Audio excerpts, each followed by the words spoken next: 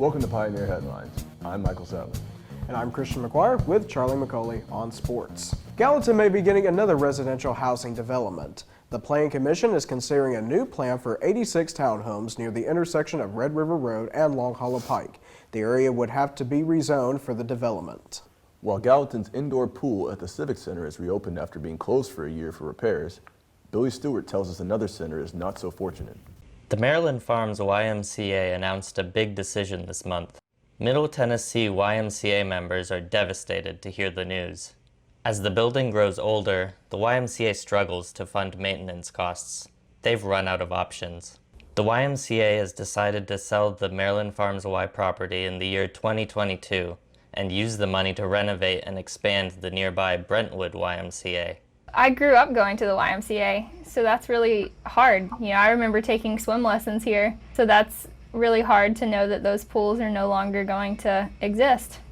I think it'll hit the community pretty hard because it's such a large center and has served so much of the community for so long, but it's kind of exciting to know that they are doing things to other centers to make them more modern and up with the rest of other gym facilities in the area. So that's exciting, but it is still sad to lose something that's been part of all of our lives for so long. The tough decision has already been made, so how will this affect the many employees at this facility? Employees at the Maryland Farms Y will have priority when applying for other YMCA jobs. There won't be a tennis facility in the expansion plan, so tennis workers may find themselves out of luck. Hopefully the new expansion will be able to retain the spirit of the Maryland Farms YMCA. Middle Tennessee is still recovering from the COVID quarantine a year ago. Mason McCartney looks at the big picture. Last March in 2020 signified a new chapter for individuals all around the globe. According to the Washington Post, 10.1 million people are currently unemployed. The labor force goes on to state that 1 in 4 Americans will be working remotely from home in 2021. Diving deeper into that statistic brings about some very interesting and dynamic questions. With all this free time that office workers and businessmen are finding on their hands, what good use are they putting it to? And what new challenges have they come face to face with? Today I stopped by Northfield Church in Hendersonville, Tennessee, where I had the pleasure of speaking with Josh Wooten, the head youth ministry leader, and got to hear all about his work adjustments with the virus. One of the hardest challenges we had in reaching students and connecting was we were all in the digital space, and although we were separated in the whole alone together thing, people really were having Zoom burnout by the time they'd been in class on Zoom for 8 hours a day. So we were trying to create Zoom hangouts and realized pretty quickly that kids weren't ready to hang out on Zoom, but we switched our model to more of a SNL, Jimmy Fallon type of YouTube show that we were doing on Wednesday nights using YouTube Live. But that's one of the ways that we connected, just trying to create different content that they were already consuming, but trying to put our focus and make it look like us.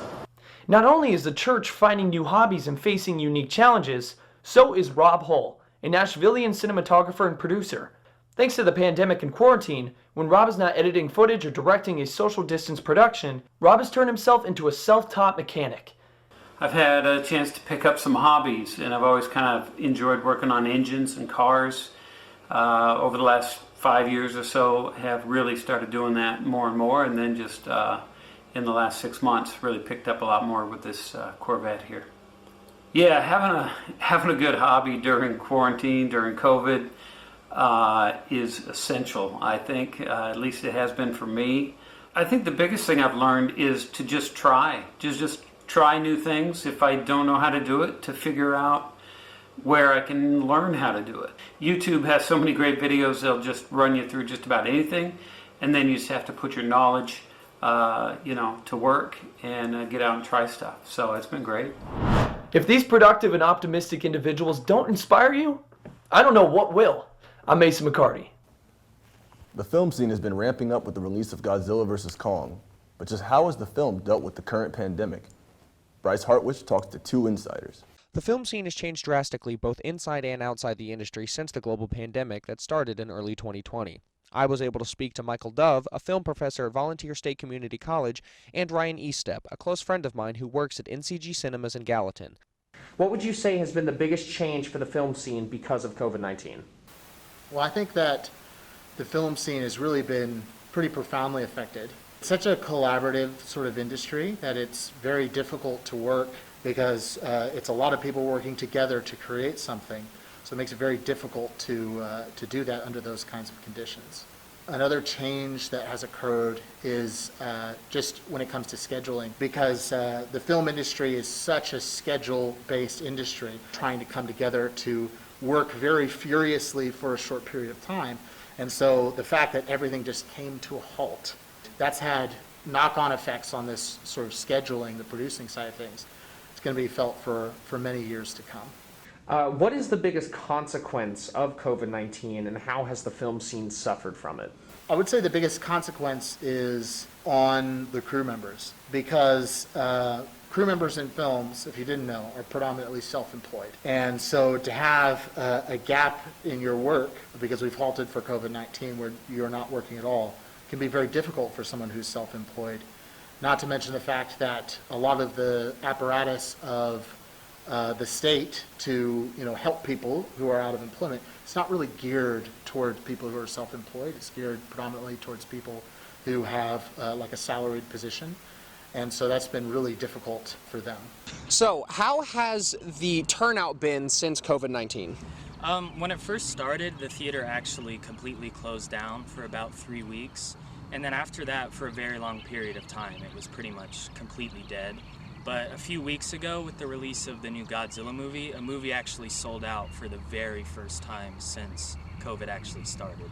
Are there any new precautions taken for guests or employees? There's a sign that says we require masks on the door, but none of the employees actually really enforce that. We have assigned seats. We didn't used to do that, but there's not really spacing out of any kind.